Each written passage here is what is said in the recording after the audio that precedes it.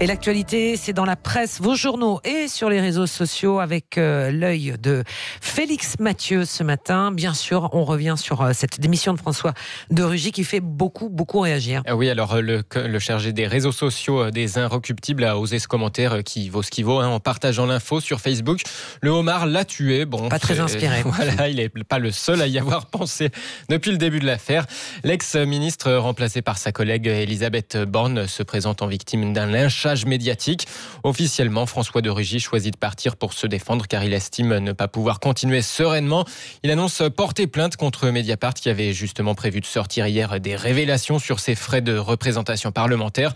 Pour autant, sur CNews, la porte-parole du gouvernement, Sibeth Ndiaye, a manifesté un soutien très modéré à François de Rugy, avec aussi une petite phrase qui fait beaucoup réagir. On doit à chaque fois avoir de la mesure, avoir une certaine forme parfois de frugalité parce que je suis bien consciente, et nous le sommes tous conscients, que nos concitoyens ne vivent pas tous les jours, tout le monde ne mange pas du homard tous les jours, bien souvent on mange plutôt des kebabs. Voilà, de la frugalité et en même temps du kebab pour la porte-parole du gouvernement.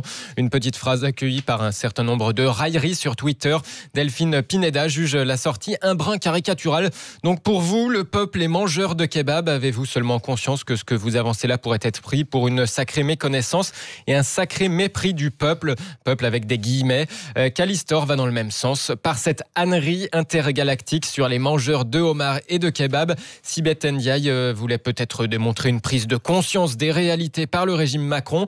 Elle ne fait qu'ajouter du ridicule au lamentable. Et d'ailleurs, sur un registre plus anecdotique, un autre ancien de la galaxie Macron refait parler de lui aujourd'hui. Oui, un certain Alexandre Benalla. Dans une interview au Nouvel Économiste, il affirmait en toute simplicité avoir eu un sens du lead assez précoce.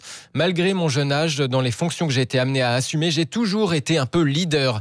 Pourquoi ça ? Eh bien parce qu'il explique avoir été chef au sein des scouts unitaires de France à l'âge de 15 ans. Dans la coupe, y a pas de jambes de bois, y a des nouilles, mais ça ne se voit pas. Bon, voilà une belle histoire, sauf que, aïe, une certaine Agnès Serbelot s'en est mêlée sur Twitter. Je cite: « Bonjour, je suis la responsable de communication des scouts unitaires. Nous avons fait des recherches de notre côté.